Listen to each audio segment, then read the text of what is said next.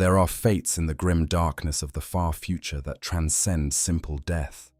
To die on the battlefield, bolter in hand, defending the Imperium against the endless hordes of Xenos and heretics, this is considered an honorable end for a space marine. To fall in service to the God Emperor, gene seed recovered by the apothecaries for the next generation, name inscribed in the chapter's halls of remembrance. This is what every battle brother hopes for when they march to war. But there exists another path, one that the Imperium calls an honor, but which many who walk it come to see as something far more terrible. To be so grievously wounded that death should claim you, yet to have your broken body sealed within the armored sarcophagus of a dreadnought, kept alive through ancient technology, and forced to serve for centuries or even millennia beyond your natural span. This is a fate that blurs the line between salvation and damnation. When you enter the long sleep of a dreadnought, pilot, time loses all meaning. The darkness is absolute. Not the darkness of closed eyes or a moonless night, but the darkness of non-existence itself. Between battles, you are placed in stasis, your consciousness suspended in a void where thought cannot exist and memory cannot form. Minutes become years, become centuries, and you would never know the difference. The chapter's tech marines seal you in vaults deep within the fortress monastery, preserving both the irreplaceable machine that houses you and what remains of your sanity. For the alternative, to remain awake within your adamantium tomb while decades pass outside, would drive even the strongest mind to madness.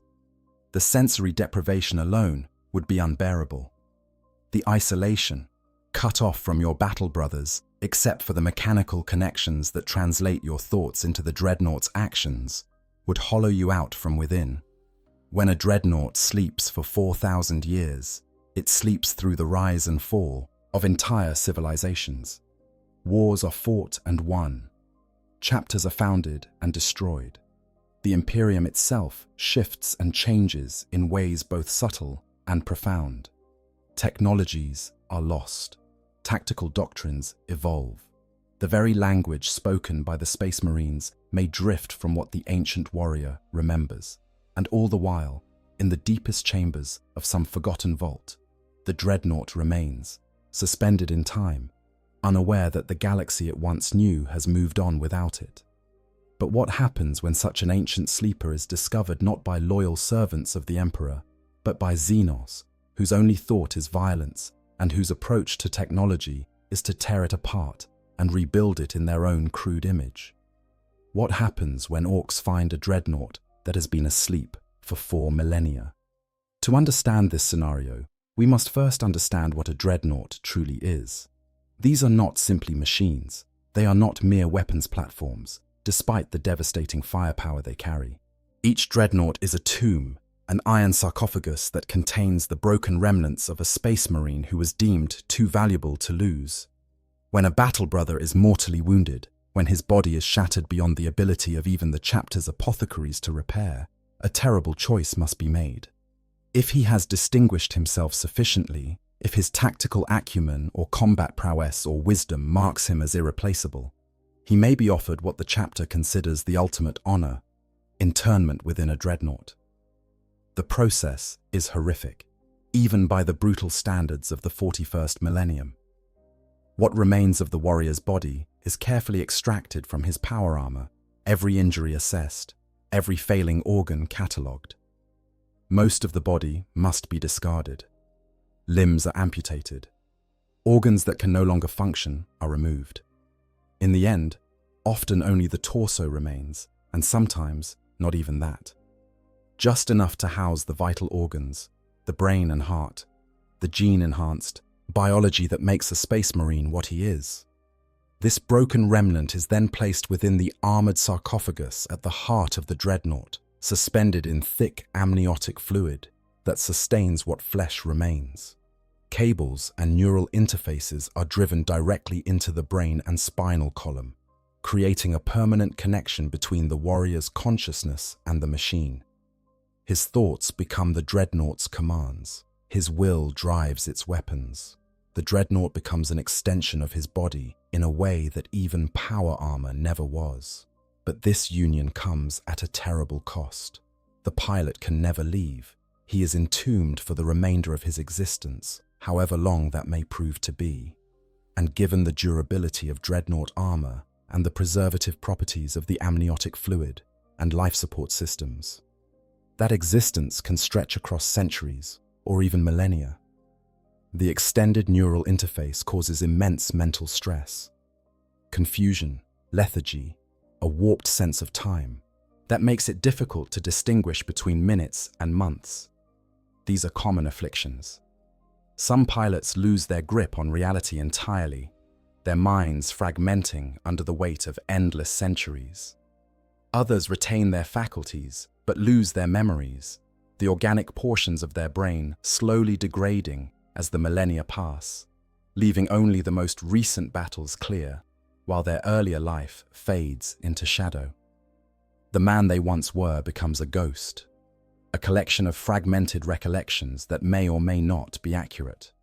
What remains is the warrior, the tactical database, the combat protocols burned so deeply into the Space Marine psyche that they persist even when everything else is gone. This is why dreadnoughts are kept in stasis when not in battle. It is an act of mercy, though a cold one. Better to sleep away the centuries than to endure them consciously. Better to wake only when needed, to fight and then return to the darkness, than to spend thousands of years aware of your imprisonment.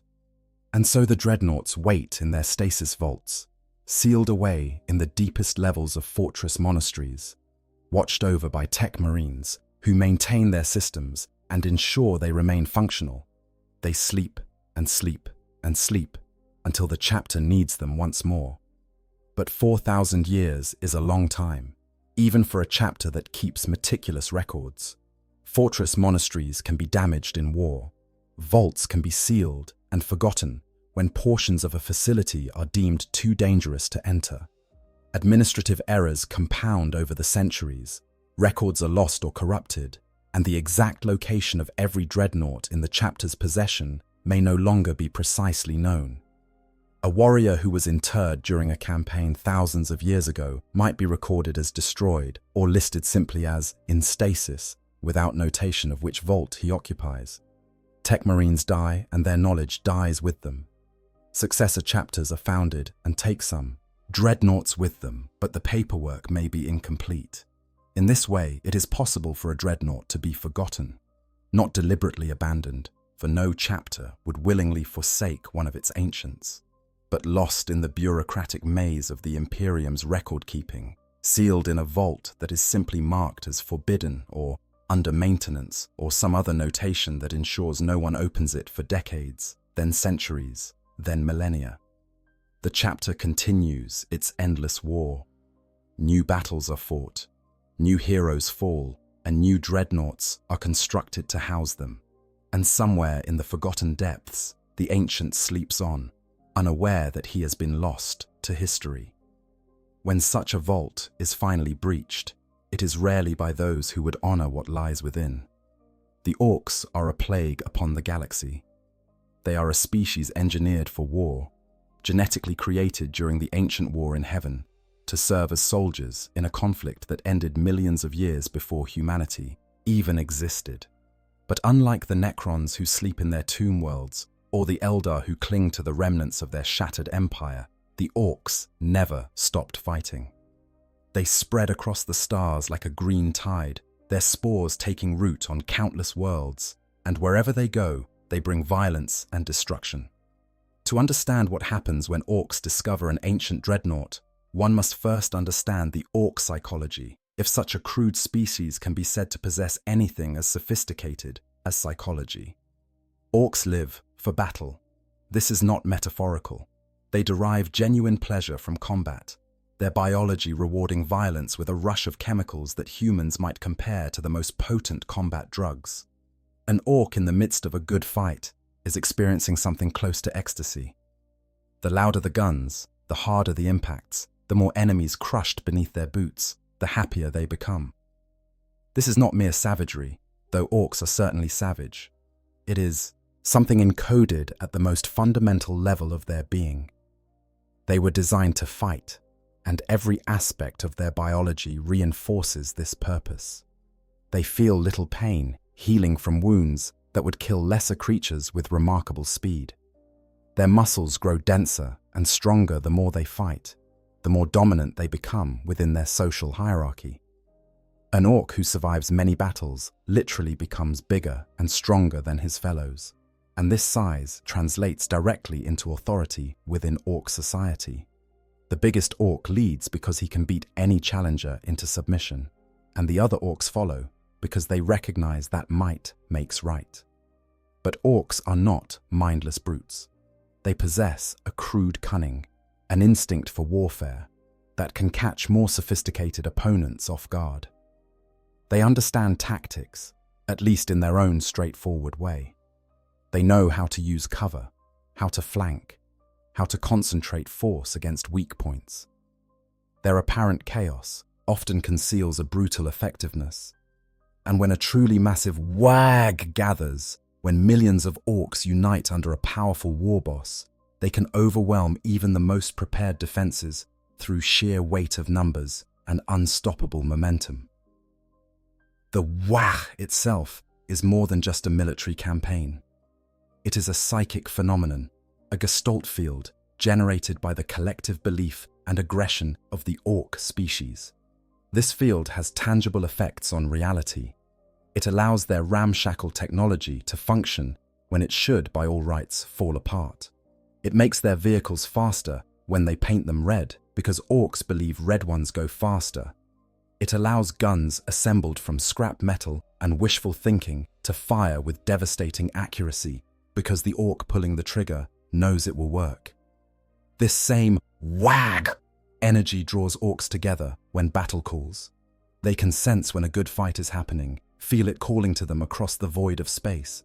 More orcs will travel to join a successful wag, swelling its ranks with fresh warriors eager to get stuck in. The longer a wag continues, the larger and more dangerous it becomes, until finally it either runs out of enemies to fight or is broken by overwhelming force.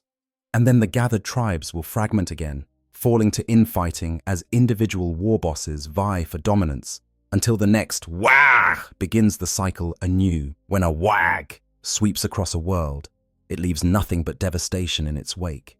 Cities are reduced to rubble, populations are slaughtered, and everything of even remote military value is looted. The orcs strip the battlefields bare, hauling off weapons, vehicles, armor, anything that can be repurposed for their own use. This is not opportunism. It is fundamental to how orc society functions. They have mech boys, odd boys, with an innate genetic understanding of technology, but they lack the industrial infrastructure of more advanced species. Instead, they salvage, they loot, they tear apart what they find and rebuild it according to their own crude designs. A looted Imperial tank might be welded together with orc armor plating, its weapons replaced with oversized orc guns, painted in garish colors, and sent back into battle crewed by whooping greenskins. The original designers would be horrified at the modifications, at the complete disregard for safety protocols or engineering principles. But it works, because the orcs believe it works, and that belief is enough to make reality comply. So when orcs discover a sealed vault deep within the ruins of an ancient structure, they do not see a tomb, they see loot. They see the potential for violence and the promise of shiny new toys to play with, and they will tear through any obstacle to get at whatever lies within. The world had once been a fortress, not one of the great fortress monasteries that house entire Space Marine chapters, but an outpost, a monitoring station established on the edge of Imperial space to watch for threats emerging from the darkness beyond. It had been manned by a single company, perhaps 100 Space Marines and their support staff, enough to hold against most threats long enough for reinforcements to arrive. The records of when it was established and which chapter claimed it had long since been lost. Somewhere in the bowels of the Administratum on Terra, there might still exist documents detailing its construction, but those documents would be buried under millions of other files, unread for millennia. The fortress had fallen during some long-forgotten war. Perhaps the orcs themselves had overrun it. Perhaps traitor legions during one of the countless chaos incursions. Perhaps the Tyranids, consuming everything in their path before moving on to richer feeding grounds. Whatever the cause, the Space Marines who defended it had died to the last, as Space Marines do. The fortress itself had been damaged but not destroyed, its thick walls and reinforced structure able to withstand even orbital bombardment. Over the centuries, it had been buried under accumulated dust and debris until only the highest towers remained visible above the surface, anonymous spires that might have been any number of abandoned structures. And deep within those depths, in a vault that had been sealed when the fortress was evacuated, or perhaps when parts of it became structurally unsound, a Dreadnought waited. His name had been recorded in the chapter's records when he was interred, along with his deeds and the battle in which he fell. But those records were lost when the chapter itself had been destroyed 3,000 years ago during a campaign against a chaos incursion. The successor chapter that rose from their gene seed had no knowledge of this outpost or the warrior entombed within. And so he slept, his stasis field functioning even as the fortress crumbled around him, his life support systems drawing on power cells that would last for 10,000 years or more, unaware that the galaxy had moved on without him. The vault itself was a testament to the engineering prowess of the Adeptus Astartes. Its walls were adamantium, proof against all but the most determined assault. The stasis field that surrounded the Dreadnought was maintained by redundant power systems, each capable of functioning independently should the others fail. Temperature was regulated, humidity was controlled. Every system was designed with one purpose: to preserve the ancient warrior within until such time as he was needed again. The Tech Marines who had sealed the vault 4,000 years ago had done their work well. Perhaps too well, for the vault had survived when everything around it had perished.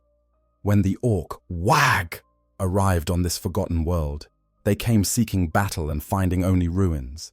But ruins were almost as good, because ruins meant loot. The Orks spread across the dead planet like a green stain, their ramshackle ships landing in clouds of smoke and flame, disgorging mobs of boys who immediately began fighting over the best salvage. Abandoned vehicles were torn apart for their engines and weapons. Collapsed buildings were picked through for anything useful. And deep beneath the largest ruined structure, something that might once have been a mighty fortress, the Orks began to dig. They were drawn by instinct, the same genetic programming that made mech boys understand machinery without training. Something powerful lay beneath the rubble, something worth having. They could sense it the same way they could sense a good fight brewing. The war boss leading this particular mob was a massive brute named Grimgak, his body covered in crude bionics and looted Imperial equipment. He had declared that whatever lay beneath the ruins belonged to him, and any boy who wanted to dispute this was welcome to try taking his head. None did, which was probably wise. The excavation was neither careful nor systematic. Orks do not have the patience for archaeology. They simply tore into the ruins with whatever tools came to hand, which in this case meant power claws, chain axes, and occasional demolition charges when they got bored with manual labor. Gretchen, the smaller subspecies that Orks use as both servants and ammunition when the situation calls for it, were sent into the narrower passages to clear debris and report what they found. More than a few were crushed when their tunneling collapsed, but there were always more Gretchen. Over the course of several days, the Orks carved a rough passage downward through the ruins. They found bones, the skeletal remains of Space Marines who had died defending their fortress millennia ago. The Orks thought this was hilarious and added the skulls to their various trophies. They found weapons, bolters whose ammunition had long since degraded, chainswords rusted into uselessness. These went to the mech boys, who would strip them down and see if any parts could be salvaged. They found power, armor, crushed or broken, the sacred ceramite plating that had once protected the Emperor's finest, now nothing but scrap metal. And then, on the 5th day of digging, they found the vault. It was Nazgrub who discovered it, a particularly clever mech boy. who had been following the power readings that his crude auspex detected. The readings grew stronger as they descended, until finally, he stood before a massive adamantium door set into the wall of what had once been a stasis chamber. The door was unmarked, save for a single icon, the Aquila, the two-headed eagle of the Imperium. Nazgrub recognized this symbol. Every Ork who had fought against the Imperium knew it. It meant space marines. It meant good loot. He called for Grimgak, and the war boss came, along with his retinue of nobs and a growing crowd of interested boys. They stood before the door, studying it with the kind of focus Orks usually reserved for particularly challenging enemies. The door had no visible lock, no handle, no mechanism they could see. It was simply a massive slab of adamantium set flush with the wall, its edges so precisely fitted that not even a blade could slip between. One of the nobs, a brute called Skull Splitter, decided the direct approach was best and brought his power claw crashing into the door. The impact rang through the underground chamber like a bell, and the power claw rebounded with enough force to throw Skull Splitter backward into the crowd. The door remained unmarked. The Orks thought this was a promising sign. Anything protected this well had to be worth stealing. Nazgrub approached the door more carefully, his various cybernetic enhancements whirring as he studied its surface. Mech boys possess an instinctive understanding of technology, their genetic programming allowing them to comprehend mechanisms and systems that other Orks would find baffling. To Nazgrub, the door was a puzzle, and puzzles could be solved. He placed one crude mechanical hand against the adamantium, feeling for vibrations, for the subtle hum of power systems still active after all these millennia. And he found them. The door was not simply locked. It was sealed by a stasis field that extended through its entire structure, making it essentially immovable. But stasis fields required power, and power systems could be interrupted.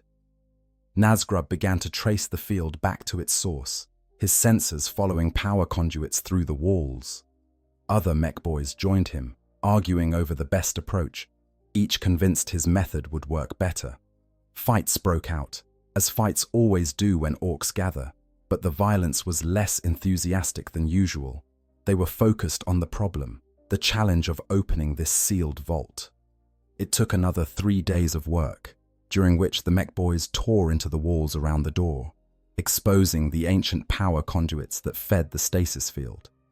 They debated extensively about whether to simply cut the power or try to override the controls. In the end, they did both, because Orks believe in redundancy when it comes to breaking things. Shape charges were placed along the power lines. Override circuits were jury-rigged and connected to the door's control mechanisms, which they accessed by cutting a hole through 3 meters of adamantium-reinforced rockcrete. When they finally activated their improvised system, several things happened at once. The shape charges detonated, severing multiple power conduits and plunging the chamber into darkness. Emergency lighting activated, casting everything in a hellish red glow. The override circuit sparked and caught fire, filling the air with the smell of burning insulation. And the stasis field around the door flickered, wavered, and finally collapsed. The door remained sealed, held in place by its own massive weight and the precision of its construction. But it was no longer impossible to move. Grimgak, never one to let his boys have all the fun, stepped forward and slammed his shoulder into the adamantium. Nothing happened. He tried again, putting the full strength of his massive frame into the effort. The door shifted, just slightly, adamantium grinding against stone with a sound like a wounded titan. More Orks joined him, a dozen of the biggest nobs throwing their weight against the door. Slowly, with a resistance that suggested mechanisms had seized after 4,000 years of inactivity, the door began to move. Centimeter by centimeter, it ground open, dust and debris falling from its edges, until finally, there was a gap wide enough for even an Ork to squeeze through. The Orks poured into the vault like water through a broken dam, shoving and fighting for position, each wanting to be first to see what treasures lay within. What they found stopped even the most enthusiastic boy in his tracks. The chamber beyond was perhaps 20 meters across, its walls lined with cogitator banks and monitoring equipment that still glowed with faint power despite the millennia. In the center of the room, surrounded by a latticework of cables and support systems, stood a Dreadnought. The stasis field that had preserved the machine for 4,000 years was still active, though flickering now, damaged by the loss of primary power. Through the distortion of the field, the Orks could see the Dreadnought's bulk, easily 3 times the height of a normal space marine, its armor plates scarred with ancient battle damage but still intact. The machine stood in silence, its weapons powered down, its optical sensors dark. But there was something about its presence, something that gave even the Orks pause. This was not dead machinery. This was a warrior, entombed but not destroyed, sleeping but not dead. They could sense it, the same instinct that told them when a dangerous enemy lurked nearby. Whatever dwelt within that armored shell, it was not to be taken lightly. Nazgrub was the first to approach, his mechanical optics studying the Dreadnought with an intensity that bordered on reverence. To a mech boy, this was the pinnacle of technology. Not Ork technology, which worked through a combination of crude mechanics and collective belief, but proper machinery, designed and built to Imperial specifications that the mech boy's genetic programming recognized as superior to anything the Orks themselves could create. The Dreadnought was a masterwork of engineering, its systems integrated with a complexity and precision that Nazgrub could appreciate, even if he could never fully replicate it. The other Orks watched as Nazgrub circled the machine, his various tools and sensors extended, gathering data on its construction and capabilities. He could see the assault cannon mounted on one arm, its ammunition feed disappearing into the torso housing. He could see the power fist on the other arm, easily large enough to crush an Ork into paste with a single blow. He could see the sensor arrays, the armor plating, the exhaust vents that would vent heat when the Dreadnought systems operated at full power, and most importantly, he could see that it was still functional. The life support systems were active, maintaining the warrior within. The power cells still held charge, enough to operate for years or even decades more. The weapon systems were intact, merely powered down. This was not a wreck to be scavenged for parts. This was a complete, operational war machine, worth more to the right Ork than a dozen looted Imperial tanks. Grimgak pushed his way to the front of the crowd, his interest piqued by Nazgrub's obvious fascination. The war boss had no real understanding of machinery beyond hit it until it works, but he understood value. And he understood that if his mech boy was this excited about the find, it must be something special. "Can you make it work?" Grimgak demanded, his voice carrying the authority of one who expects immediate obedience. Nazgrub turned to look at his war boss, and there was something in his mechanical eyes that might have been greed or might have been something approaching joy. "Yeah, boss, I can make it work, but it's gonna take some time.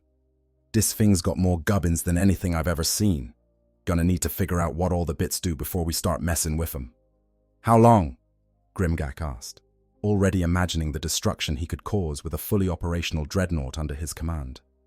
Nazgrub considered this, his augmented brain running calculations that would have given a human Magos pause. "Couple of weeks maybe, if I don't blow it up, which I might. Daisy Hume things is weird. They got safety protocols and machine spirits and all sorts of zogging nonsense built into them." This was actually sophisticated analysis by Ork standards. Most mech boys would have simply started tearing into the Dreadnought immediately, trusting that they could figure out how it worked by taking it apart.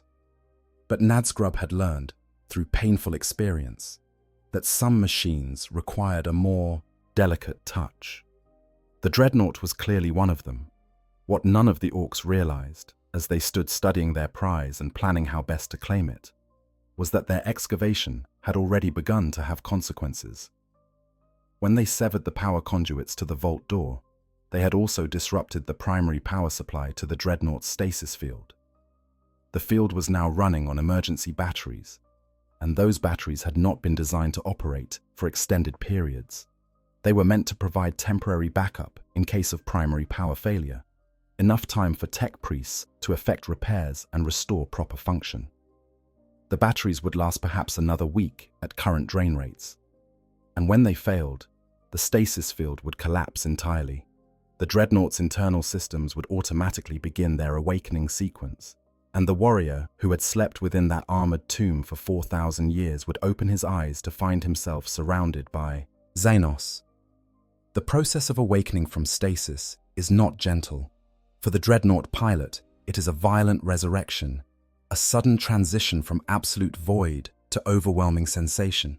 One moment, you do not exist. You have no thoughts, no memories, no awareness of time passing. The stasis field holds you in a state that is less than sleep and more than death, a suspension so complete that even dreams cannot exist. Your consciousness is not dormant. It is simply absent, erased from the universe as thoroughly as if you had never been. The next moment, you are drowning in input. Every sensor feeding data to your consciousness, every system demanding attention, every subsystem reporting its status with mechanical precision. First comes sensation, or what passes for sensation when you have no body to sense with. The cold of the amniotic fluid, thick and oily against what remains of your flesh. It fills your lungs, if you can still call them lungs, when they are more machine than organic. Tissue. You try to breathe and feel the liquid moving through passages that should not allow such movement. The sensation simultaneously familiar and utterly alien. The pressure of the restraints that hold your remnant torso in place within the sarcophagus presses against nerve endings that fire with confused signals. Are you being held? Are you being crushed? The sensory information conflicts, your brain struggling to interpret data that no longer matches the body you remember having. The stabbing pain of the neural interfaces as they activate is beyond anything a human would recognize as pain. These are not simple electrodes. These are complex systems of fiber optic cables and neural mesh that have grown into your brain tissue over the course of decades or centuries, becoming as much a part of you as your own synapses. When they activate, when current begins flowing through pathways that have been dormant for millennia, the sensation is like having lightning driven directly into your consciousness. Every nerve ending screams. Every thought fragments into white noise. For several horrifying seconds, you cannot remember who you are, what you are, or why any of this is happening. Your organic body, such as it is, reacts with instinctive panic to the sudden activation. Heart rate spiking from near dormancy to combat readiness in seconds. The strain immense, even on a Space Marine's enhanced cardiovascular system. Adrenaline flooding what remains of your system, triggering fight or flight responses in a body that can do neither. Your remaining muscles spasm against their restraints, automatic reflexes trying to make limbs move that have been gone for thousands of years. The phantom sensation of hands you no longer possess clenching into fists you cannot make. The ghost of legs you no longer own trying to push you upright from a position your torso can no longer change. The Dreadnought's automated systems detect the cascade of biological stress and respond with their own interventions. Stabilizing chemicals flood your system, combat drugs that calm the panic response without dulling consciousness. Temperature regulators adjust the amniotic fluid to optimal levels. Neural dampers activate to prevent your enhanced brain from simply burning itself out under the stress of reactivation. These are mercy protocols, built into every Dreadnought by tech priests who understood that awakening was traumatic and tried to mitigate that trauma as much as possible. But there is only so much that can be done when you are waking a warrior who has been effectively dead for centuries or millennia and asking him to immediately be ready for war. Then comes sound, the hum of power systems spinning up from dormancy to full operational status, a rising whine that builds from subsonic frequencies your ears cannot hear to piercing tones that seem to cut through your skull.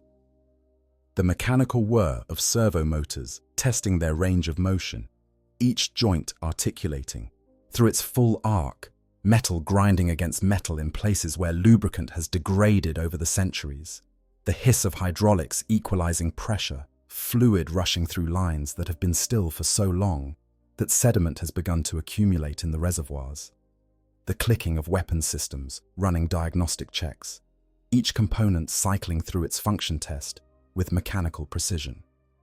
All of this is fed to your consciousness through audio sensors that translate vibration into something your brain can process as sound. But it is not the same as hearing with ears. It is sharper, more precise, overwhelming in its clarity. You can hear the individual components of each system, distinguish the healthy operation of a motor from one that is beginning to degrade, based solely on the pitch of its hum. You can detect the microscopic grinding of bearings wearing down, the subtle change in hydraulic pressure that indicates a seal is failing, the arrhythmic clicking that suggests a loading mechanism is out of alignment. It is information, raw and unfiltered, and your consciousness struggles to organize it into something comprehensible. A human brain would simply shut down under this sensory overload, unable to process the sheer volume of data being fed into it. But you are not human, or at least, not entirely. Your brain has been enhanced by the gene seed, modified by the apothecaries, conditioned by years of hypno-indoctrination to process information at superhuman speeds. And yet, even with these enhancements, the initial flood of sensation threatens to overwhelm you.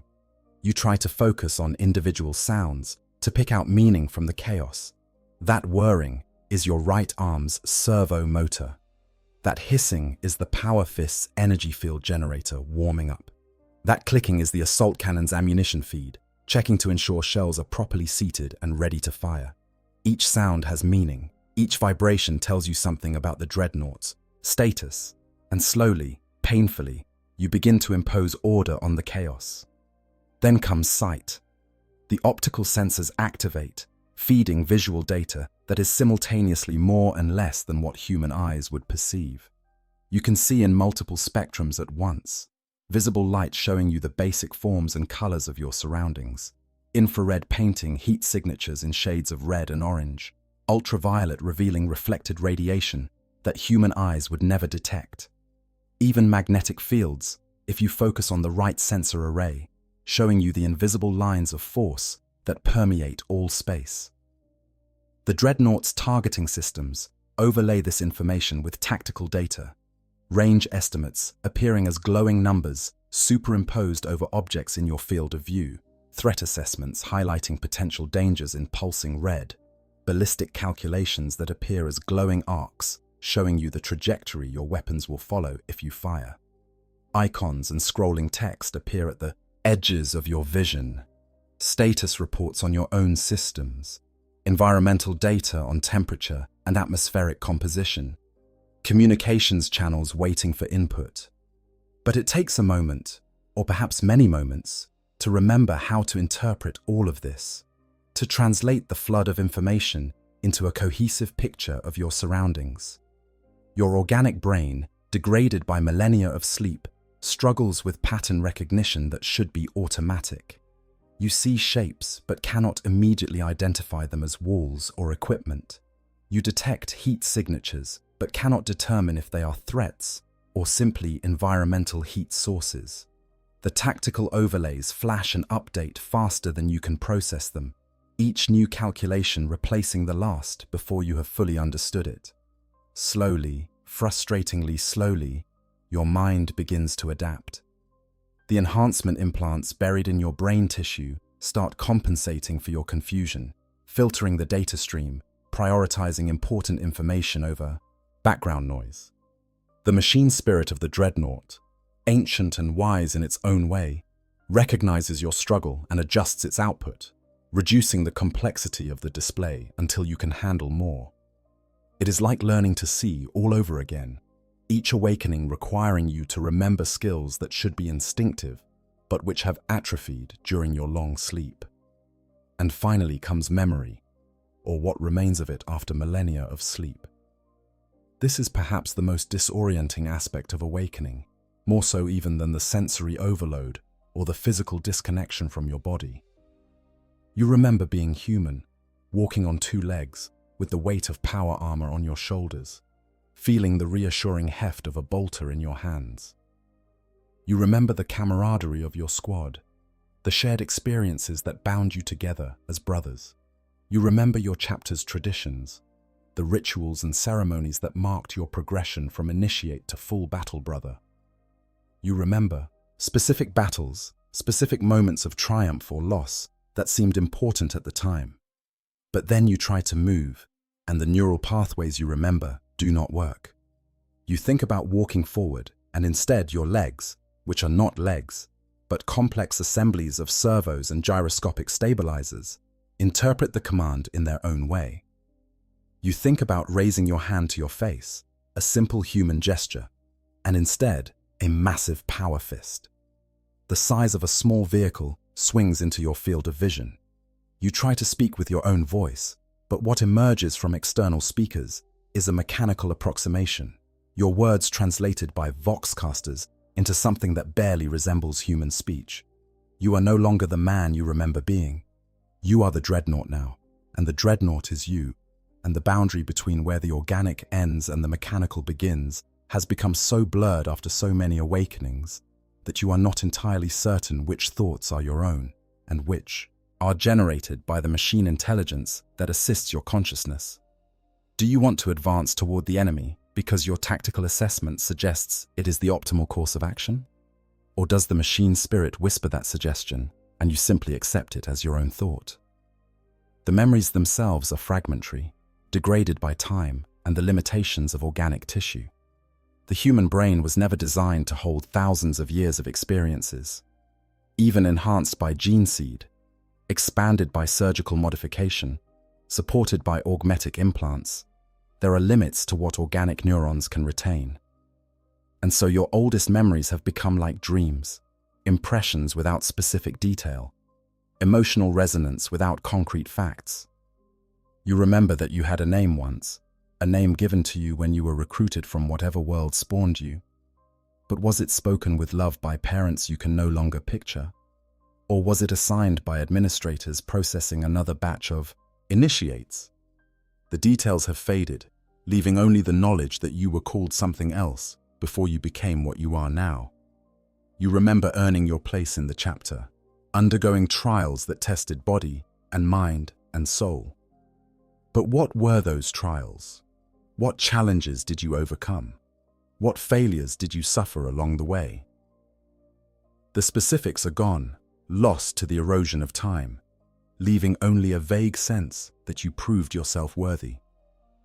You remember your first battle as a full space marine, the rush of adrenaline as you charged into enemy fire, the satisfaction of your first kill. But who was the enemy? Where did this battle take place? Were your squad brothers proud of you, or did they criticize some mistake you made?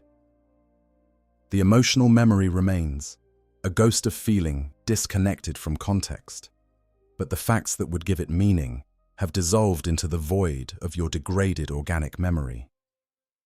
And then there are the awakenings, too many to count, too similar to distinguish.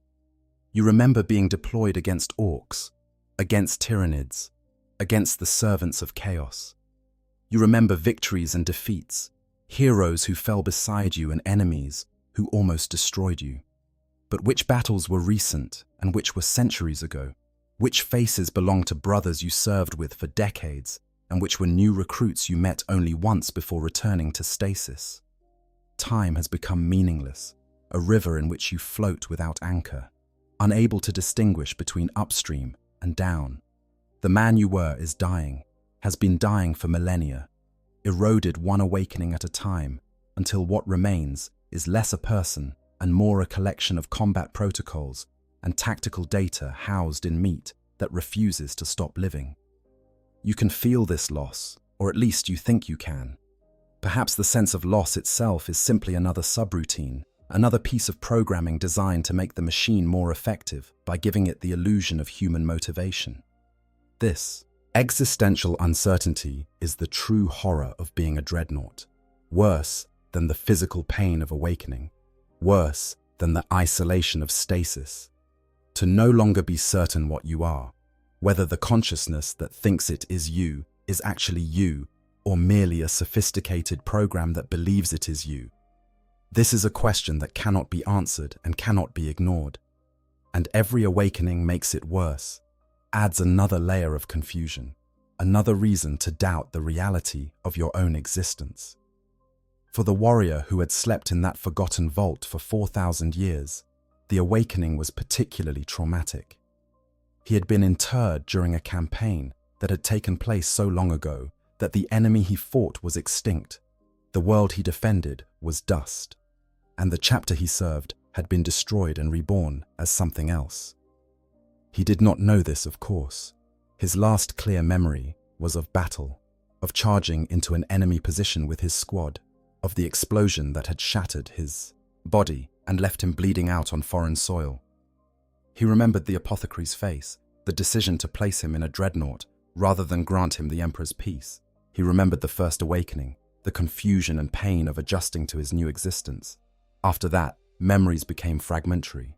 He remembered other battles, other awakenings, but they blurred together like watercolors in rain. How many times had he fought? How many enemies had he destroyed? He could not say. The organic portions of his brain had degraded over the centuries of sleep and awakening, leaving only the most recent memories clear and reducing everything else to impressions and emotional resonance without specific detail. He knew he had been a brother captain once. He knew he had led men into battle and brought them home alive, or at least most of them. He knew his name, though even that felt strange on his mental tongue, as if it belonged to someone else. Brother Captain Dante Meridius. No, that was not quite right. Dante had been his name when he was flesh and blood. Upon internment, tradition dictated he take a new name, one that reflected his new role as a living weapon of the chapter. He had been given the honorific Ancient Meridius in recognition of his centuries of service. But after 4,000 years, even ancient felt insufficient. He was beyond ancient. He was a relic from an age that the current Imperium would barely recognize. The awakening sequence completed, and Ancient Meridius became aware of his surroundings. The optical sensors showed him a vault he did not recognize, walls of stone and adamantium lit by emergency lighting that cast everything in shades of red. He registered the presence of multiple Xeno signatures, their crude technology and biological markers identifying them as Orks.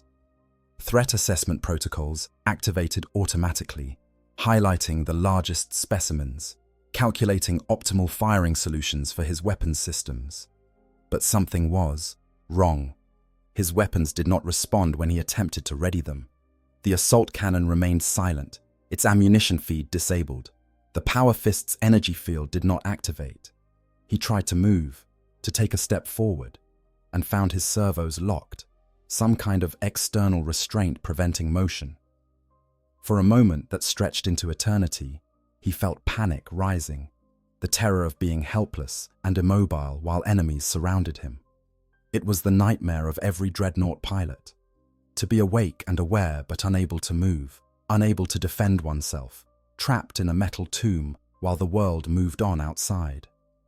Then his tactical systems reasserted themselves, the centuries of combat experience overriding the immediate panic.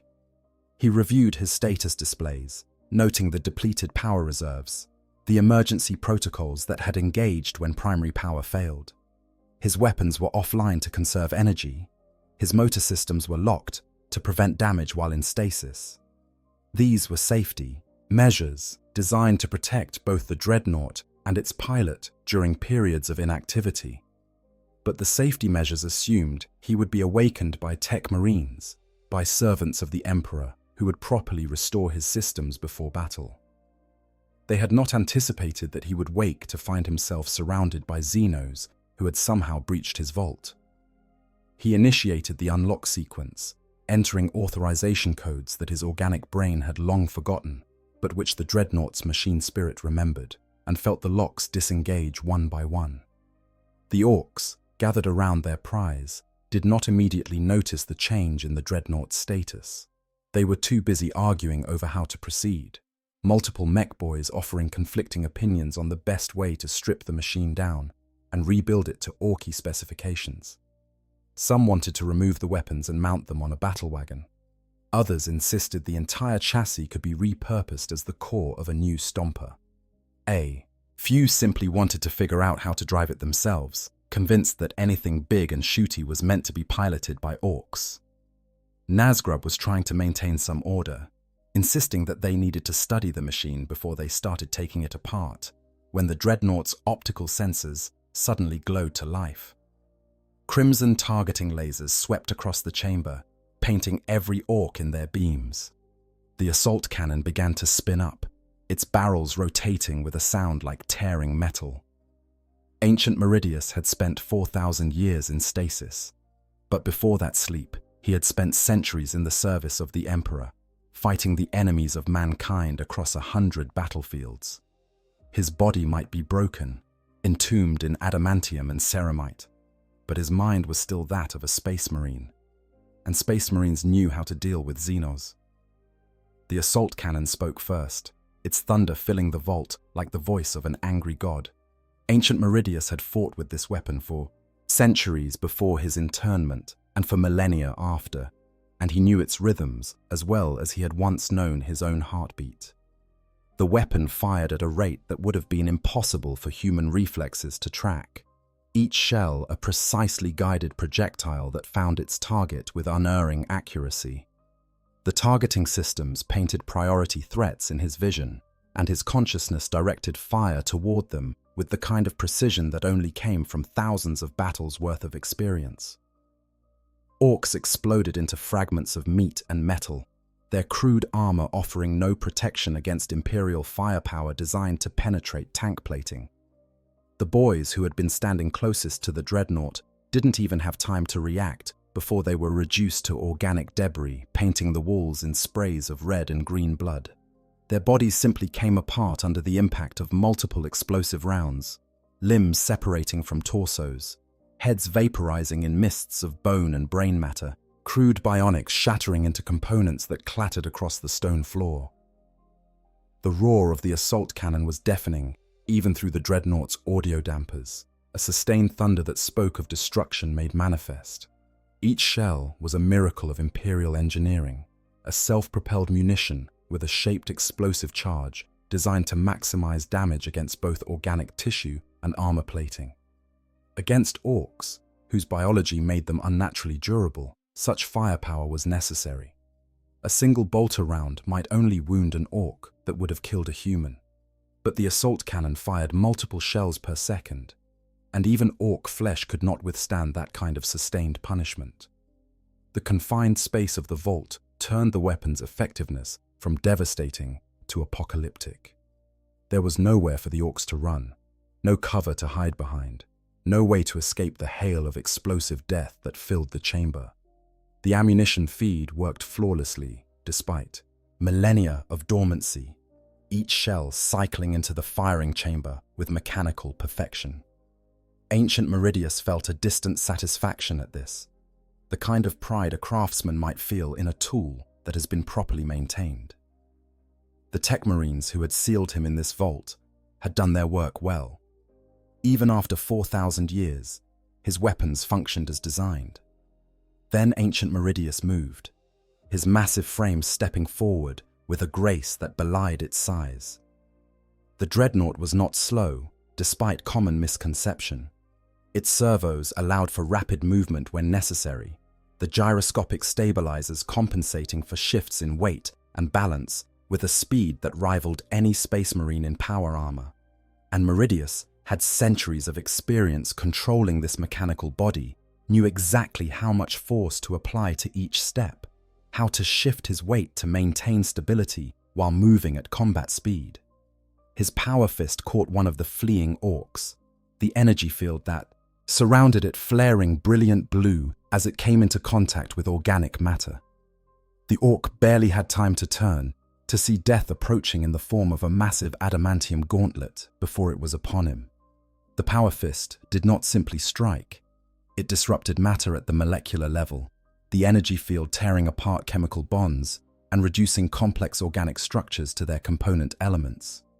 The Ork's chest cavity collapsed inward, as if struck by a wrecking ball, ribs pulverizing, organs liquefying, the greenskin's own durability working against it by keeping it alive long enough to feel a fraction of a second of unimaginable agony before neural shutdown ended its suffering. Ancient Meridius did not pause to observe the effect. His combat protocols were already selecting the next target, calculating the optimal arc to bring his power fist to bear on another orc that was attempting to bring a crude weapon to bear. He swept his arm in a horizontal arc, the powered gauntlet, catching the greenskin across the torso and sending it flying into the wall with enough force to crater the stone. The impact produced a wet crack as the orc's spine shattered, the body leaving a smear of blood and tissue as it slid down to the floor. More orcs fell before him. Some tried to fight back, firing their crude shooters in his direction, the bullets sparking harmlessly off ceramite armor that had been designed to withstand far more sophisticated weaponry. Others attempted to close to melee range, their natural inclination toward close combat overriding the terror that should have sent them fleeing. These died quickest of all, caught by the power fist or crushed beneath armored feet that weighed several tons each. The vault had become a slaughterhouse, the floor slick with blood and other fluids, the walls painted with the remains of those who had been caught by explosive rounds. Orcs scrambled for the exit, the prospect of loot suddenly less appealing than the prospect of survival. They pushed and shoved at each other, their natural brutality turning on their own kind in the panic to escape. The stronger orcs trampled the weaker, crushing Gretchen underfoot, shouldering aside boys who were not quick enough to get out of the way. But the Dreadnought blocked their path, and there was only one way out of the vault. The doorway had become a killing zone, orcs piling up as they tried to force their way through the opening all at once. Ancient Meridius adjusted his targeting solution, calculated the perfect angle of approach, and unleashed another sustained burst from his assault cannon. The shells tore into the packed mass of greenskins, each explosive round claiming multiple victims, bodies blown apart and thrown backward into those behind them. The doorway became choked with corpses, green flesh and crude armor creating a barricade of the dead. Those who tried to push past him died. Those who stood their ground and tried to fight died faster. Ancient Meridius did not waste ammunition on individual targets when his power fist could do the work just as effectively. He crushed orc skulls like fruit, tearing limbs from bodies with casual application of force that would have required a small vehicle to replicate, swept his arm in wide arcs that sent greenskins flying into walls with bone-breaking force. Each motion was economical, efficient, wasting neither energy nor movement. This was what Space Marines were trained for, to be perfect instruments of war, and the Dreadnought allowed that perfection to be expressed through machinery that never tired and never hesitated. His assault cannon spoke again, tracking a group of orcs who had managed to reach the chamber's entrance. The shells caught them in mid-stride, explosive rounds detonating against orc flesh and turning retreat into rout. Body parts rained down across the threshold. The survivors, those few orcs who had been quick enough or lucky enough to avoid the initial onslaught, scattered into the tunnels beyond. Their war cries turned to sounds of panic. Ancient Meridius stood among the carnage, his optical sensors scanning for additional threats. His chassis was spattered with orc blood and tissue. The floor of the vault was littered with bodies and pieces of bodies. The walls bore fresh scars from weapons fire. And yet he felt nothing at this slaughter. No satisfaction at victory. No anger at the desecration of his tomb. Only the cold calculation of tactical necessities. The Xenos had been threats. He had eliminated them. That was all. But even as his combat protocols began to wind down, even as his systems prepared to return to standby mode, a small part of his consciousness, the part that still remembered being human, recognized something troubling. He did not know where he was. He did not know how long he had been in stasis. He did not recognize any of the equipment in this vault, could not determine which chapter had sealed him here or why they had not awakened him for battle. The orc's presence suggested the facility had been abandoned or lost, but that raised more questions than it answered. He attempted to access external communication channels, to reach out to whatever Space Marine forces might be nearby, but found only static. His long-range Vox systems were not responding, possibly damaged, possibly simply unable to find any Imperial signals to lock onto. He tried cycling through standard battlecant frequencies, through chapter-specific channels, through general Imperial communication protocols. Nothing. Only the hiss of empty airways and the occasional burst of what might have been Ork communications, crude and garbled, but undeniably present. The tactical situation was clear enough. He was in enemy territory, cut off from support, with limited ammunition and degraded power reserves. The prudent course would be to secure a defensible position and await extraction. But extraction by whom? If this facility had been abandoned, if he had been forgotten in his vault while the galaxy moved on, there might be no one coming to retrieve him. He might be the only Imperial presence on this entire world. The thought should have been terrifying. To be truly alone, cut off from the brotherhood of the chapter, abandoned in a galaxy that had moved on without him. This was a nightmare scenario. But ancient Meridius found he could not muster the emotional response that such a situation warranted. 4,000 years of sleep had dulled more than just his memories. His capacity for fear, for loneliness, for any emotion beyond the cold efficiency of combat had atrophied. He was a weapon now, more machine than man, and weapons did not feel fear. He would continue his mission. He would destroy the enemies of the Emperor. And if no one came to retrieve him, if he fought alone until his ammunition was exhausted and his power finally failed, then so be it. In death, service ended, and perhaps that ending would be kinder than the endless half-life of stasis and awakening that had been his existence for so long. But ancient Meridius had underestimated the Orks, as many before him had done. Orks do not retreat in the face of superior firepower. Not really. They scatter, they regroup, they come back with more boys and bigger guns. Losing a fight does not discourage them. If anything, it makes them more determined, more excited at the prospect of a proper scrap. And a Dreadnought, a fully operational Space Marine Dreadnought, was the kind of challenge that Orks dreamed about. Outside the vault, in the tunnels the Orks had carved through the ruins, Grimgak was gathering his forces. The warboss had not been in the vault when the Dreadnought awakened, having been called away to settle a dispute between two of his nobs. When he heard the sounds of battle, when he saw his boys fleeing in panic, his first instinct had been to crack a few skulls to restore order. Orks respected violence, and the sight of their warboss beating sense into the survivors reminded them who was in charge. "Right, you lot!" Grimgak bellowed, his voice carrying over the commotion. "So we found ourselves a proper fight. That's good. Been too much digging and not enough crumping lately. Now get your choppers and your shooters, and let's show this Humy Tin Can what happens when you mess with Grimgak's boys." The Orks' panic transformed into enthusiasm with remarkable speed. What had been a terrified rout became an eager charge as the boys grabbed their weapons and prepared to storm the vault. This was what they lived for, after all. A real challenge, a dangerous enemy, the prospect of a fight that would push them to their limits. The fact that many of them would die in the attempt did not factor into their thinking. Death in battle was glorious. Survival meant being able to boast about the fight afterward. Either outcome was acceptable. Nazgrub, however, saw things differently.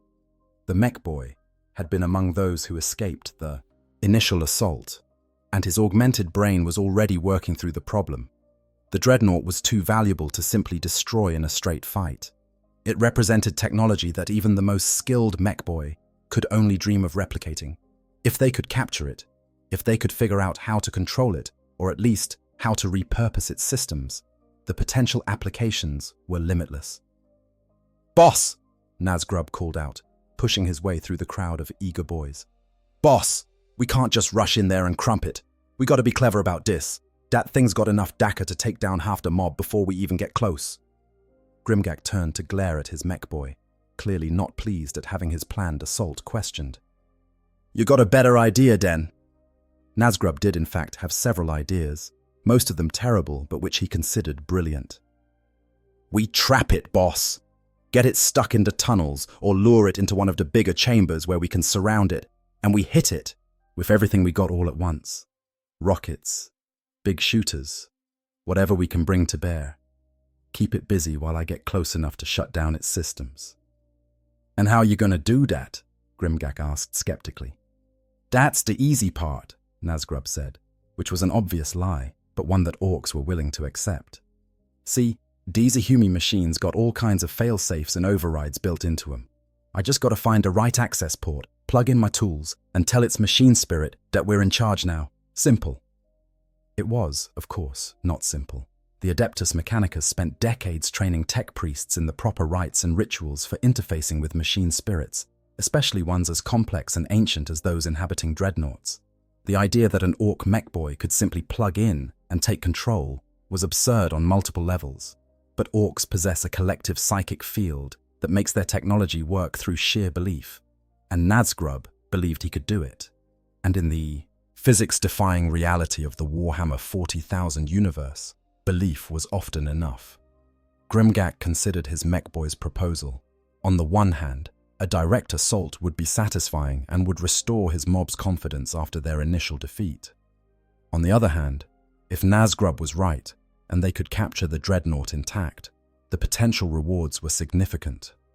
A fully operational Dreadnought, repainted in Ork colors and loaded with looted weapons, would be a formidable addition to his WAG. The other war bosses would be jealous, which was always a plus. Right, Grimgak decided. We do it your way. But if this goes sideways, I'm feeding you to the squigs.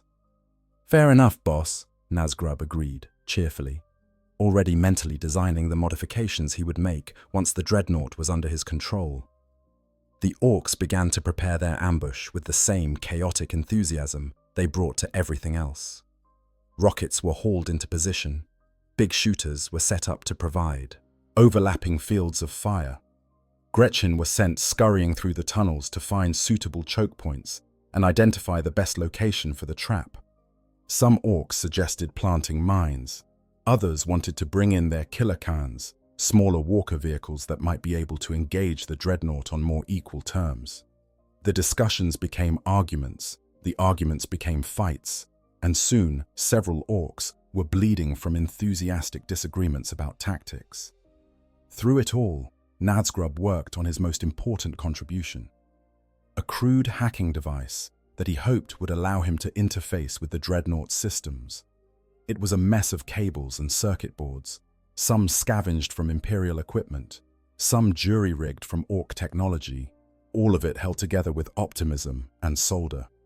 To anyone from the Adeptus Mechanicus, it would have looked like a bomb waiting to explode. To Nazgrub, it looked beautiful.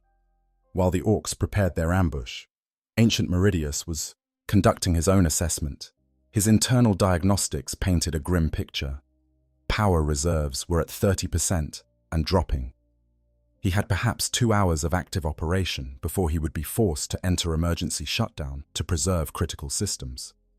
His ammunition stores were depleted, the burst that had cleared the vault having consumed most of his remaining shells.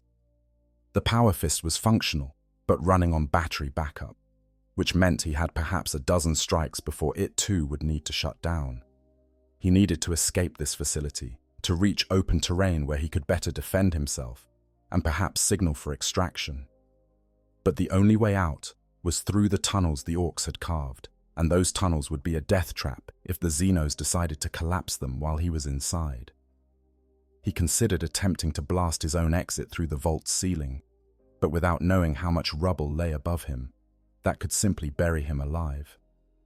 The tactical situation left him with few options, all of them poor.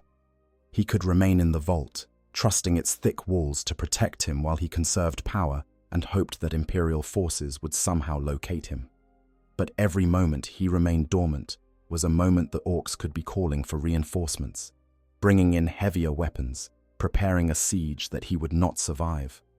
Or he could advance into the tunnels, accepting the risk of ambush in exchange for the possibility of breaking out into the open, where his superior firepower might allow him to scatter the greenskins. He chose to advance. Not because it was the tactically sound decision, though it might have been, but because 4,000 years of sleep had left him with a need to move, to act, to do something other than wait in the darkness. The Dreadnought was a prison, yes, but it was also a weapon, and weapons were meant to be used. Ancient Meridius stomped toward the vault's entrance, his heavy footfalls echoing through the chamber. The doorway was wide enough to accommodate his bulk, though barely. He had to turn slightly sideways to fit through, his shoulder plates scraping against the adamantium frame with a screech of tortured metal. Beyond lay the tunnel the Orks had carved, rough and uneven, supported by makeshift struts that looked like they might collapse at any moment. He advanced carefully, his optical sensors scanning ahead for threats, for movement, for any indication of what awaited him. The tunnel was dark beyond the range of his lights, and his infrared sensors picked up residual heat signatures from the Orks, who had fled, but could not determine if they were recent or merely lingering radiation from bodies already cold. Then his tactical systems registered incoming fire. Rocket trails appeared on his threat display a split second before the warhead struck his armor. The explosions hammered into his chassis, each impact calculated to cause maximum structural damage. Ancient Meridius staggered, his gyroscopic stabilizers working overtime to keep him upright as the tunnel filled with smoke and debris. He returned fire instinctively, his assault cannon tracking the rocket's point of origin and sending a burst of shells downrange. The tunnel's close quarters worked against the Orks, their crude weapons platforms torn apart by explosive rounds that had nowhere to dissipate. But even as he eliminated that threat, more rockets streaked toward him from different positions, the Orks having learned from their first assault that massed fire was necessary to penetrate Dreadnought armor. The battle became a grinding, brutal affair. Ancient Meridius advanced meter by meter, his weapons sweeping the tunnels clear of Ork infantry, while heavier weapons hammered at his armor from positions he could not quite reach. His power reserves dropped steadily as his system struggled to maintain combat readiness. Warning indicators flashed across his vision. Armor breaches on his left, pauldron. Damage to his assault cannon's ammunition feed. Structural stress in his right leg's primary servo. He crushed forward regardless, because stopping meant dying, and some fundamental part of his being refused to accept defeat. He had not survived 4,000 years in stasis to be destroyed by Xenos in a forgotten ruin. He would break through their lines, reach the surface, and show these greenskins what it meant to face a space marine, even one long past his natural span. The Orks, for their part, were having the time of their lives. This was a real fight, the kind of scrap that made Ork hearts beat faster and Ork blood sing with joy. The Dreadnought was tough, tougher than anything they had faced in recent memory, and the challenge of bringing it down was exactly the kind of problem Orks enjoyed solving. Every time they thought they had it cornered, it would blast through their positions with devastating firepower. Every time they landed a solid hit, it would shrug off the damage and keep coming. Grimgak himself had joined the fight, his massive frame leading a charge of knobs directly into the Dreadnought's path. His power claw caught Ancient Meridius's power fist in a clash that sent shockwaves through the tunnel, both combatants struggling for dominance. The warboss was laughing, a booming sound that echoed through his voxcaster, genuinely delighted at finding such a worthy opponent. "That's it!" Grimgak roared, sparks flying from the contact between power fields. "Show me what you got, Humi! Let's have a proper scrap!" Ancient Meridius did not respond with words. He slammed his assault cannon's barrel into Grimgak's torso, point-blank range, and fired a burst that should have cut the warboss in half. Instead, Grimgak's crude force field absorbed most of the impact, the shells detonating against shimmering energy rather than flesh. The warboss was thrown backward, but landed on his feet, still grinning. The fight continued, neither side able to gain decisive advantage. The tunnel became a meat grinder, Ork bodies piling up only to be replaced by more greenskins surging from deeper in the ruins. Ancient Meridius's ammunition finally ran dry, his assault cannon cycling empty with a hollow click that was lost in the din of battle. He switched to pure melee, his power fist crushing orcs with methodical efficiency, but the numbers were overwhelming. Then Nazgrub made his move.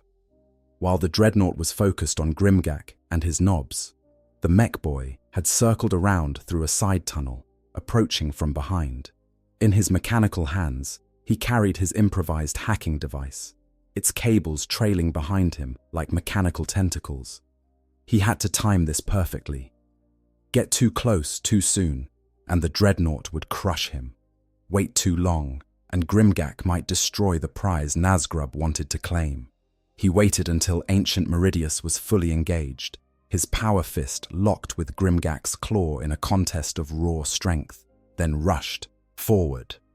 His tools found the access panel on the Dreadnought's rear, the service port that tech marines would use for diagnostics and repairs. It was protected by armor plating, but armor plating that could be removed if you knew where the catches were. And Nazgrub's genetic programming, that innate understanding of machinery that all mech boys possessed, guided his hands to the right locations. The panel came free, with a screech of protesting metal. Beneath lay the labyrinthine complexity of the Dreadnought's internal systems. Data lines, power conduits, neural interface cables, all precisely organized according to principles the mech boy could sense but not articulate. He jammed his device into the port, cables connecting almost of their own accord, and began the most audacious hack ever attempted by an orc. Ancient Meridius registered the intrusion immediately. Alarms blared across his consciousness as unauthorized access was detected in his systems. Security protocols activated, attempting to lock down critical functions and prevent whatever corruption the Xenos intended to introduce. But Nazgrub's device was not trying to introduce malware or disable functions. It was trying to override, to convince the machine spirit that the orc was an authorized user, that his commands should be obeyed. And impossibly, insanely, it was working. The collective psychic field of the orc species has long baffled the tech priests of Mars. How can crude machinery function when it should fail? How can guns fire when their mechanisms are incomplete? How can vehicles move when critical components are missing? The answer, such as it is, lies in the orcs' absolute belief that their technology will work. They do not doubt. They do not question. They simply know with genetic certainty that if a mech builds a gun, that gun will shoot. And reality, strained by the psychic pressure of millions of orcs, all believing the same thing, bends to accommodate their expectations. Nazgrub believed he could hack the Dreadnought. His belief was shared by the other mech boys watching from a safe distance, by Grimgak, who had trusted his plan, by the boys who expected their mech boy to pull off something spectacular. And so, against all probability, against every law of Imperial technology and machine spirit law, the Dreadnought's systems began to respond to orc commands. Ancient Meridius felt his body betray him. His power fist, still locked with Grimgak's claw, suddenly went limp. His legs, which had carried him through 1,000 battles, locked in place, servos freezing mid-step. His optical sensors flickered, feed cutting in and out as the mech boy's device sent corrupted data through his visual processors. For a horrible moment, he was blind, immobile, helpless, trapped within his own body while Xenos hands worked to steal his autonomy. He fought back, of course. His mind, enhanced by genetic engineering and centuries of combat experience, was no simple thing to override. He threw every security protocol he had against the intrusion, isolating systems, severing connections, treating the mech boy's device like the virus it was. For a few seconds, it was a war fought entirely in the digital realm. Organic consciousness and machine spirit united against the crude but relentless assault of orc technology. But the orcs had numbers on their side. Not just the physical numbers in the tunnel, though those were considerable, but the psychic weight of the WAG itself. Every orc present contributed to the Gestalt field, and that field reinforced Nazgrub's belief that this would work. Reality twisted under the pressure, and impossibly, the security protocols began to fail. Ancient Meridius had one option left. If he could not prevent the corruption, he could at least ensure it gained nothing of value. With an act of will that felt like tearing out his own soul, he initiated the Dreadnought's self-destruct sequence. It was a last resort, hard-coded into every Dreadnought's systems, designed to prevent the enemy from capturing Imperial technology intact. Once activated, it could not be stopped. The power core would overload, and everything within a 100-meter radius would be consumed in plasma fire. But even this final desperate act was denied him. The self-destruct sequence required authorization codes, fail-safes to prevent accidental activation, and those fail-safes accessed the same systems that Nazgûl had compromised. The authorization request was intercepted, interpreted as an Ork command, and rejected. For Ancient Meridius, this was the final horror. Not death, which would have been a mercy, but the loss of control. He felt his consciousness fragmenting, the neural interfaces that connected him to his body feeding back corrupted data, his perception of reality becoming unstable. He tried to move and could not. He tried to speak and found his voxcaster responding to commands he had not given, speaking in the crude language of the Orks. In desperation, he did the only thing left to him. He withdrew, pulling his consciousness back from the neural interfaces, severing the connections that made him one with the Dreadnought. It was agonizing, like amputating limbs he no longer possessed, but it was the only way to preserve what remained of his sanity. Better to be trapped in the prison of his own shattered body, aware but unable to act, than to be a passenger in his own flesh while Xenos commanded it. The Dreadnought went still. Grimgak, who had been preparing to strike again, paused in confusion. The machine stood motionless, its optical sensors dark, its weapons powered down. For a moment, Grimgak thought it had finally been destroyed, its systems pushed beyond their limit by the combination of battle damage and mechboy tampering. Then, Nazgûl's triumphant roar echoed through the tunnel. "I got it, boss! I got control! Dahumi's tin can is ours now!" The Dreadnought's optical sensors flickered back to life, but the crimson targeting lasers were gone, replaced by a sickly green glow that marked them as Ork-controlled. The weapon systems activated, but they did not track threats or calculate firing solutions. They simply pointed where Nazgûl directed them, crude and direct, the precision of Imperial technology reduced to Ork simplicity. "Make it move!" Grimgak demanded, his interest piqued. Nazgûl manipulated his device, sending commands through the compromised systems.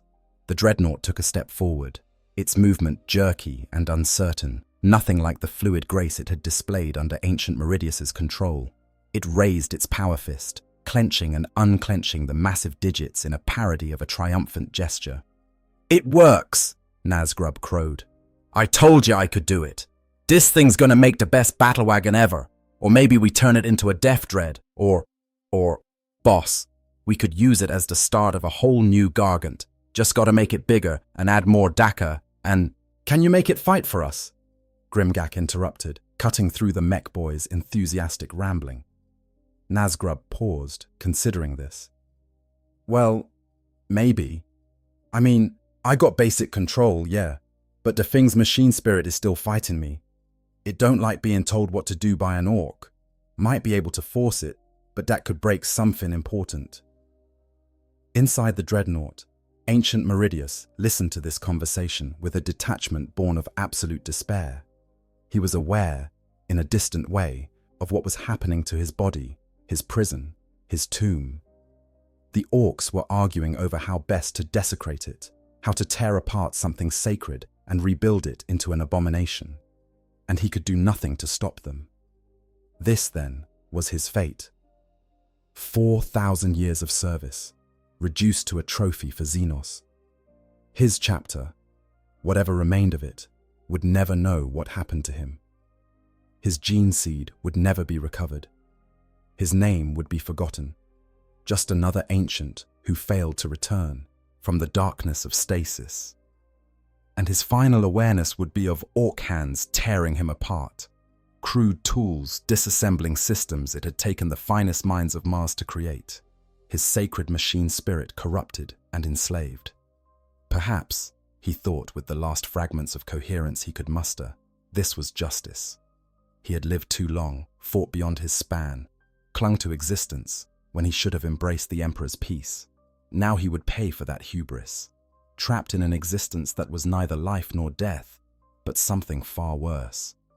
The Orks dragged their prize back through the tunnels, arguing enthusiastically about what to do with it. Some wanted to strip its weapons and mount them on their own vehicles. Others suggested using its power core to drive a massive drill for excavating more ruins. Nazgrub insisted it should be preserved as intact as possible, at least until he could fully understand how all its systems worked. In the end, Grimgak made the decision. "We're gonna make it fight," he declared.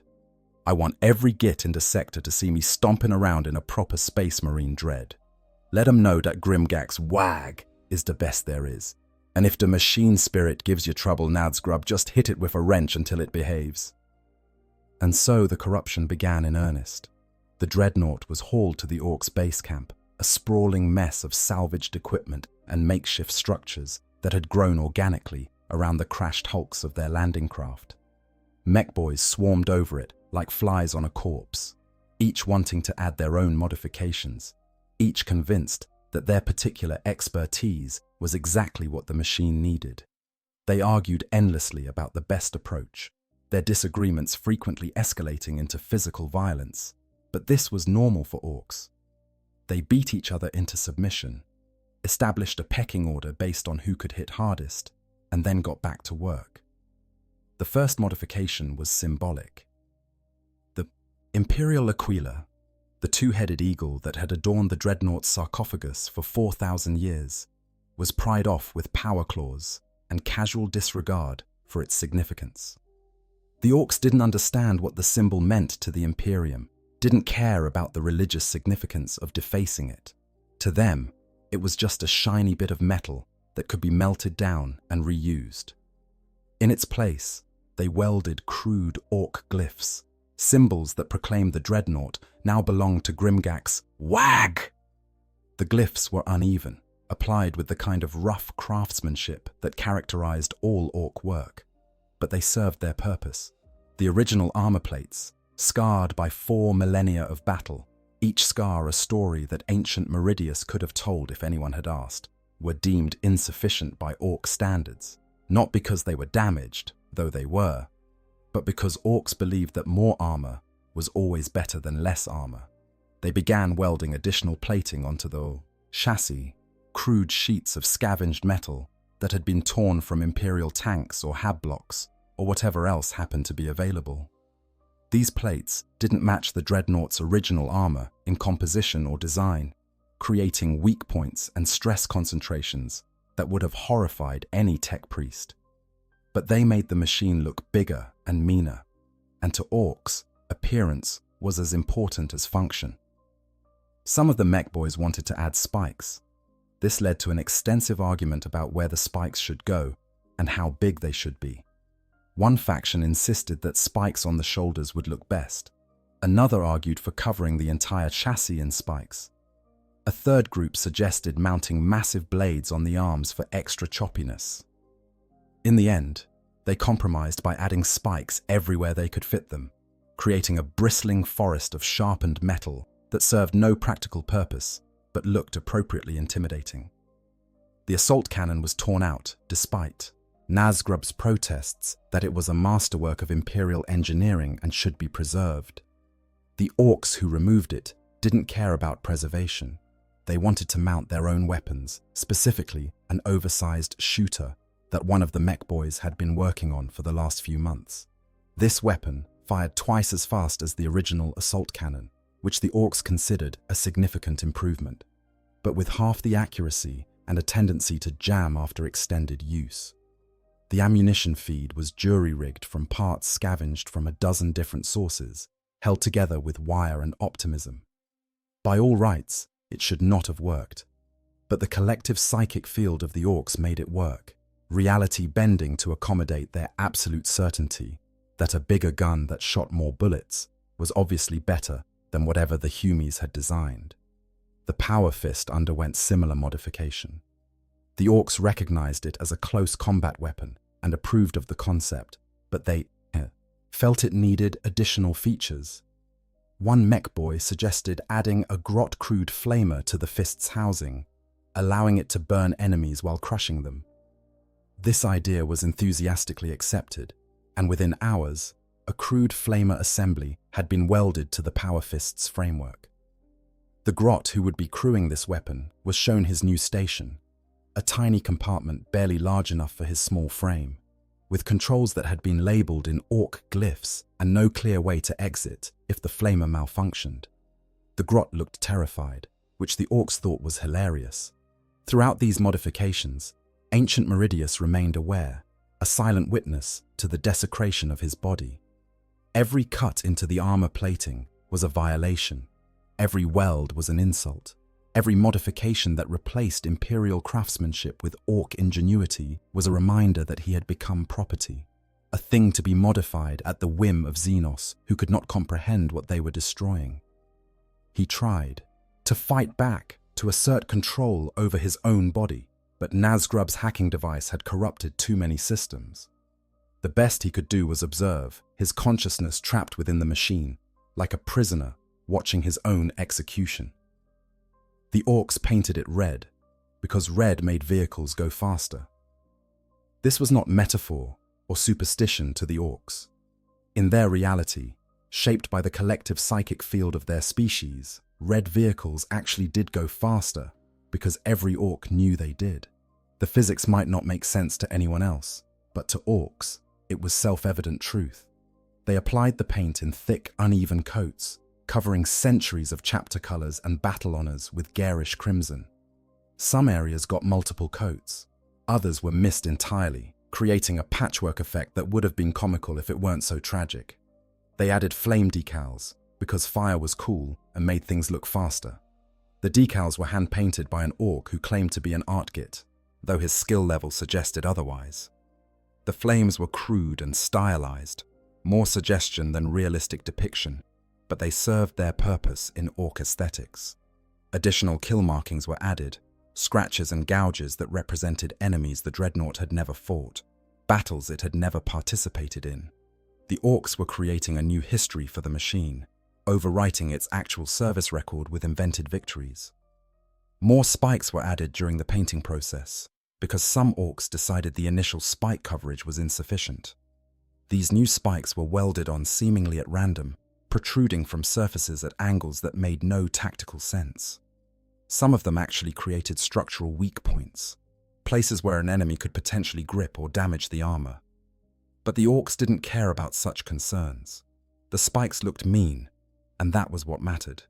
The machine spirit of the Dreadnought, that complex amalgamation of programming and something approaching consciousness that inhabited all Imperial technology, screamed silently throughout these modifications. It recognized what was being done to it, understood that it was being corrupted, perverted from its sacred purpose. But machine spirits, powerful as they could be, were ultimately bound to the physical systems they inhabited. With those systems compromised, with Ork technology literally wired into its core functions, there was little it could do but suffer the degradation. When the Orks were finally finished, when they had transformed the sacred machine into an Orky abomination, they stood back to admire their work. What had been a noble example of Imperial engineering, a war machine that embodied the Imperium's finest traditions, was now a grotesque parody. Red paint gleamed on armor plating studded with random spikes. Crude Ork glyphs proclaimed ownership, where once the Emperor's Aquila had shone. An oversized shooter had replaced the precision-crafted assault cannon, a fanthest. Grot cowered in a compartment welded to the Power Fist. And throughout it all, through every modification and desecration, ancient Meridius remained aware, trapped within this mockery of what he had once been. Grimgak himself climbed into the command seat that Nazgrub had installed on the Dreadnought's shoulders, a perch that would have been impossible on the original design, but which worked through the magic of Ork engineering and collective belief. The warboss pulled levers and pushed buttons. none of which did what they were originally designed to do, but all of which worked according to Ork logic. The Dreadnought's legs moved in response to Grimgak's commands, though the motion was jerky and imprecise compared to how ancient Meridius had controlled them. The arms swung in wide arcs that would have thrown off the balance of any normal walker, but which the Ork's psychic field made stable through sheer belief that it would work. Grimgak's laughter boomed from external speakers that had been added purely for intimidation purposes, amplifying his voice to volumes that would have damaged human hearing. He fired the oversized shooter, tearing up a nearby hillside for no reason other than that he could, the weapon cycling through ammunition with a rate of fire that was genuinely impressive, even if accuracy was questionable. He activated the flamer, setting fire to a grove of dead trees because fire was hilarious, the flames spreading quickly through the dried vegetation and creating a conflagration that threatened to spread to the Orks' own camp before they bothered to put it out. And somewhere deep within the corrupted systems, ancient Meridius screamed silently. Not with pain, for he was beyond pain. Not with rage, for rage required energy he no longer possessed. But with the existential horror of a soul that had seen its purpose perverted, its sacrifice made meaningless, its very existence twisted into mockery of everything it had once stood for. He had served the Emperor for 4,000 years. He had fought enemies beyond counting. He had embodied the finest traditions of the Adeptus Astartes. And now he was a toy for Xenos, a curiosity to be modified and displayed like some trophy, his sacred purpose reduced to entertainment for creatures too primitive to understand what they had destroyed. This was the true grim darkness of the 41st millennium. Not the glory of heroic last stands or the nobility of sacrifice, but the casual, almost cheerful cruelty of a universe that cared nothing for honor or meaning. The Orks did not hate ancient Meridius. They barely acknowledged his existence. They had simply found a useful object and repurposed it to their own ends, no different than they would salvage a tank or a weapon. His 4,000 years of service meant nothing to them. His chapter's legacy was irrelevant. He was loot, and loot existed to be claimed and used. Some fates are worse than death. To fall in battle is an honor. To be entombed in a dreadnought is considered a privilege.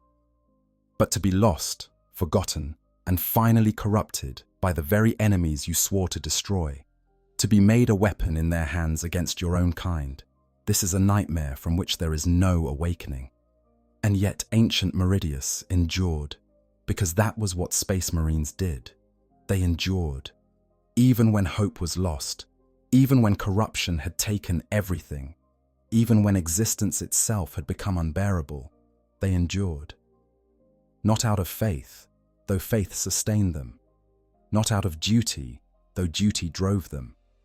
But because the alternative was surrender, and surrender was not in their nature.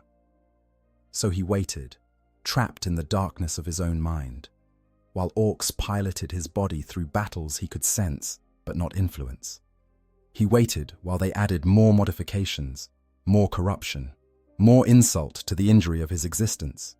He waited while the galaxy continued its endless turning. Wars fought and won and lost, the Imperium enduring, as it always had, forever on the brink of collapse but never quite falling. And perhaps, in some distant future, Imperial forces would encounter this corrupted dreadnought on the battlefield. Perhaps they would face what had once been one of their own, now turned into an Ork war machine, and they would destroy it without ever knowing the tragedy of what lay within. Perhaps ancient Meridius would finally find peace in that destruction. His duty ended at last. His torment concluded. Or perhaps not. Perhaps he would be salvaged again, repaired again, modified again, passed from one Ork warband to another, like a piece of particularly valuable equipment. Perhaps his existence would stretch on for another 4,000 years. Consciousness trapped in a hell of his own continued survival, unable to die, unable to be free, unable to do anything but endure. In the grim darkness of the far future, there is only war. But sometimes, war is not the worst fate that can befall a warrior. Sometimes, the worst fate is to survive when you should have died, to continue when you should have been allowed to rest. Ancient Meridius had learned this lesson far too late, and now he would have eternity to contemplate it. The story of what happens when orcs find a dreadnought that has been asleep for 4,000 years is not a story of glorious battle or heroic last stands. It is a story of tragedy, of horror made mundane through repetition, of the casual cruelty that defines the 41st millennium. It is a reminder that in a galaxy where even death is uncertain, there are truly fates worse than dying. And it is a warning to all who would seek honor in the service of the Emperor. Sometimes, the greatest honor is to be granted the mercy of an ending. Because without that ending, service can become something far darker than anyone intended. The Orks, of course, cared nothing for these philosophical concerns. They had their loot, they had their weapon, and they had another enemy to fight. Grimgax, wag! Moved on to its next target, the corrupted dreadnought stomping at the head of the column, red paint gleaming in the alien sun, orc glyphs proudly displayed where once the Emperor's Aquila had shone. And somewhere in the darkness within that adamantium shell, a space marine who had served for 4 millennia continued his vigil, waiting for an end that might never come. If you found this exploration of the grim darkness compelling, if you want to dive deeper into the tragic fate of the Imperium's forgotten warriors, then please hit that like button and subscribe to the channel. There are thousands more stories waiting to be told in the 41st millennium, each one a testament to the universe's endless capacity for both heroism and horror. Share this video with your fellow lore enthusiasts and let me know in the comments. What other forgotten corners of the Warhammer 40,000 universe should we explore next? Until then, remember, in the grim darkness of the far future, there is only war. And sometimes, war is not the cruelest thing the galaxy has to offer.